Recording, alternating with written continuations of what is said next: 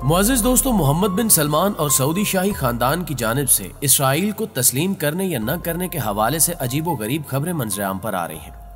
गुज़श्ता रोज Saudi अरब के बादशाह king Salman ने एक इजलास में धुआंधार ऐलान करते हुए इसराइल को उसकी औकात याद दिला दी, जबकि सऊदी खानदान के एक सीनियर शहजादे ने इसराइल पर कड़ी तनकीद करते हुए इसे मगरबी नौ आबादी का खिताब दे डाला, जिसके बाद आलमी सतह पर हालात यकसर बदलते हुए मालूम हो रहे हैं और ख्याल किया जाने लगा है कि दीगर इस्लामी ममालिक के रद्द-ए-अमल ने शायद सऊदी अरब को मुस्लिम मुखालिफ इक़दामात से बाज रखने में एक अहम किरदार अदा किया है। अंदर की कहानी क्या है और किंग सलमान ने इसराइली हुक्काम को कौन सा अहम पैगाम भेजा है, आज हम आपको इसी हवाले से अहम तफसीलात फ्राहम करने की कोशिश करेंगे। मुअज़्ज़िज़ दोस्तों, सऊदी अरब की जानिब से इसराइल को तस्लीम किए जाने की बहस एक अरसे से मीडिया की जीनत बनी हुई है। माहिरीन इस हवाले से अपनी अपनी आरा पेश कर रहे हैं, जबकि इस ज़िमन में सऊदी हुक्काम के फैसलों ने भी आलमी दुनिया को हैरान व परेशान कर रखा है। गुज़श्ता रोज भी सऊदी हुक्मरानों की जानिब से एक ऐसा ही फैसला मंजर-ए-आम पर आया। ताज़ा रिपोर्ट के मुताबिक सऊदी अरब की काउंसिल ऑफ मिनिस्टर्स ने एक इजलास में यह फैसला किया है कि हमारी रियासत का फलस्तीन से मुतल्लिक मौक़िफ़ अरब का बुनियादी इशू रहा है और इस वक्त भी हमारी खारजा पॉलिसी का अवलीन पॉइंट मसला फलस्तीन ही है। गुज़श्ता रोज सऊदी अरब की कैबिनेट मीटिंग का इजलास बुलाया गया था, जिसकी सदारत सऊदी किंग शाह सलमान ने की। इस इजलास में मुल्क के मुख्तलिफ हालिया वाक़यात ज़ेर बहस है, जिनमें ज्यादा गुफ्तगू मौजूदा कोरोना वायरस से मुतल्लिक की गई और इसी मीटिंग में सबसे अहम इशू जिससे मुतल्लिक बात की गई वो फलस्तीन का मसला था, जिस पर गासिब इसराइल काबिज बना बैठा है। सऊदी किंग के सीनियर मुशीर डॉक्टर माजिद अल कश्बी ने कहा कि सऊदी अरब अपने 2002 के आर्डिनेंस के मुताबिक फलस्तीन में अमन और इसकी आज़ादी और खुद मुख्तारी के लिए इसके साथ खड़ा है। सऊदी हुकूमत ने इजलास के आखिर पर बयान दिया कि इसराइल के साथ डायलॉग का फोरम हमेशा खुला है और इसके साथ हर किस्म का मुआहदा हो सकता है, मगर इससे पहले इसराइल को फलस्तीन का मसला हल करना होगा। मसले फलस्तीन को हल किए बगैर इसराइल के साथ किसी किस्म की कोई बात नहीं की जा सकती। मुअज़्ज़िज़ नाज़रीन ग्रामी, दूसरी जानिब सऊदी अरब के वज़ीर ख़ारजा प्रिंस फैसल बिन फरहान ने कहा कि इसराइल के साथ गुफ्तो शनीद हो सकती है और इसके साथ मुआहदे भी हो सकते हैं, मगर इस वक्त नहीं। पहले इसराइल फलस्तीन को तस्लीम करे और इसका मसला हल करे। इसे क्लियर किए बगैर वो सऊदी अरब से ये उम्मीद न लगाए कि हम उसे तस्लीम कर लेंगे। याद रहे कि इस वक्त इसराइल ने मुस्लिम ममालिक से अपने वजूद को तस्लीम करवाने के लिए भरपूर मुहिम शुरू कर रखी है, जिसमें अमेरिका और अमेरिका के मातहत काम करने वाले दुनिया के अहम इदारे भी इन मुस्लिम ममालिक के साथ मुख्तलिफ शराइत रख कर इसराइल को तस्लीम करवाने के लिए कलीदी किरदार अदा कर रहे हैं।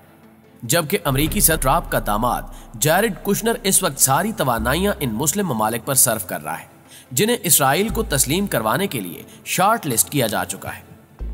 यही नहीं बल्कि इसराइल को तस्लीम करने के लिए पाकिस्तानी हुकूमत पर भी प्रेशर डाला गया, जिस पर वज़ीर आज़म इमरान खान ने तो टोक मौक़िफ़ अपनाते हुए कहा कि इसराइल को तस्लीम करने के हवाले से बाबाए कौम कायदे आज़म मोहम्मद अली जिन्नाह की जो पॉलिसी थी, हमारी हुकूमत की भी वही पॉलिसी है।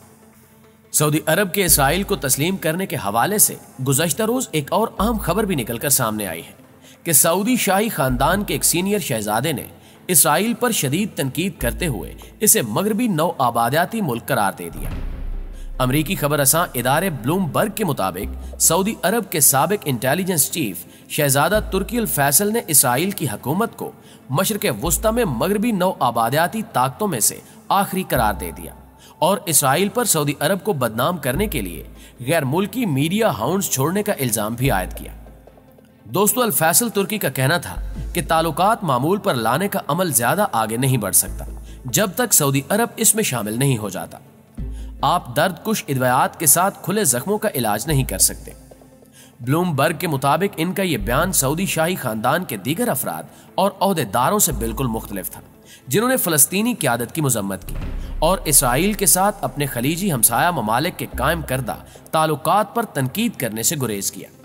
अगरचे तजियाकारों का कहना है कि सऊदी अरब जल्द ही इसराइल के साथ ताल्लुकात इस्तवार करने का इम्कान नहीं रखता, ताहम ईरान के साथ मुश्तरका इख्तिलाफात के सबब हालिया बरसों में इन ममालिक के दरमियान ताल्लुकात में ज्यादा गर्मजोशी पैदा हुई है। इसराइली मीडिया के मुताबिक इसराइली वज़ीर आज़म नेतन्याहू ने हाल ही में खुफिया तौर पर सऊदी अरब का दौरा किया और वली अहद मोहम्मद बिन सलमान से मुलाकात भी की, जबकि सऊदी अरब के वजीर खारजा ने ऐसी कोई भी मुलाकात होने से इनकार किया है। याद रहे कि शहजादा तुर्की इस वक्त किसी सरकारी ओहदे पर फायज नहीं है और कहा जा रहा है कि इन्होंने ये बयान अपनी जाती हैसियत में दिया है। ताहम सऊदी शाही खानदान के एक सीनियर रुकन का अवामी तौर पर ममलकत के मौक़िफ़ से हटकर बयान जारी करना एक गैर मामूली बात है।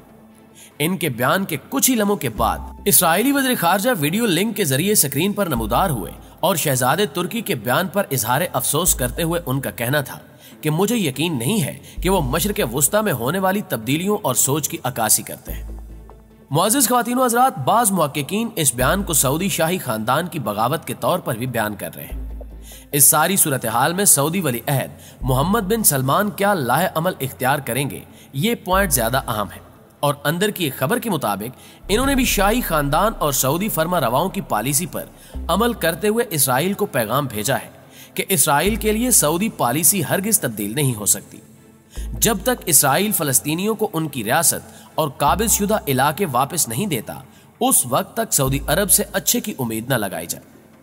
ताहम चंद नाकदीन इस हवाले से सऊदी वज़ीर खारजा के बयान को भी अहमियत देते देखे गए हैं। गुज़श्ता रोज होने वाली सऊदी शाही कॉन्फ्रेंस में सऊदी वज़ीर खारजा शहजादा फैसल बिन फरहान ने इस बात पर जोर दिया कि इसराइल और फलस्तीन तनाज़ात के हल के बाद ही सऊदी हुकूमत इसराइल के साथ ताल्लुकात कायम करेगी। हमारे ख्याल में इसराइल खित्ते में अपनी जगह बना लेगा, लेकिन ऐसा होने के लिए हमें फलस्तीनियों के लिए एक रियासत हासिल करने और इस सूरत हाल को हल करने की जरूरत है। दूसरी जानिब एक सिक्योरिटी कॉन्फ्रेंस में बात करते हुए इसराइल के वज़ीर खारजा ने अगस्त में खलीजी रियासतों के साथ तय पाने वाले इब्राहिमी मुआहदे के बारे में इंतहाई तहलकाखेज बयान जारी किया। वो कहते हैं कि इब्राहिमी मुआहदा फलस्तीनियों की कीमत पर नहीं किया गया, बल्कि ये इनके लिए एक मौका है। उन्होंने मजीद वाज़ेह करते हुए कहा कि 2014 में दोनों फ्रीकैन यानी फलस्तीन और इसराइल के माबैन मुज़ाकराती अमल मुंजमद होने के बाद यह सिफारती तब्दीली फलस्तीन और इसराइल के दरमियान तनाज़ात के हल में मदद दे सकती है। इन हालात से यह साबित होता है कि इसराइल किसी सूरत फलस्तीन को आज़ाद करने पर आमादा नहीं। ये जानते बूझते हुए भी मुत्तहिदा अरब अमारात और चंद दीगर इस्लामी ममालिक की जानिब से इसराइल को एक मुल्क के तौर पर तस्लीम कर लिया गया है। इस अमल ने इसराइल को मजीद शह दी है कि वो ईरान में टारगेट किलिंग करवाए और दीगर इस्लामी ममालिक पर साइबर हमलों की मदद से धौंस जमा सके। मुअज़्ज़िज़ दोस्तों, आपकी राय इस बारे में क्या कहती है, कमेंट करके हमें भी जरूर बताइएगा। हमें हमेशा की तरह आज भी उम्मीद है कि आज की इस वीडियो ने भी आपको खातिर खा अपडेट किया होगा।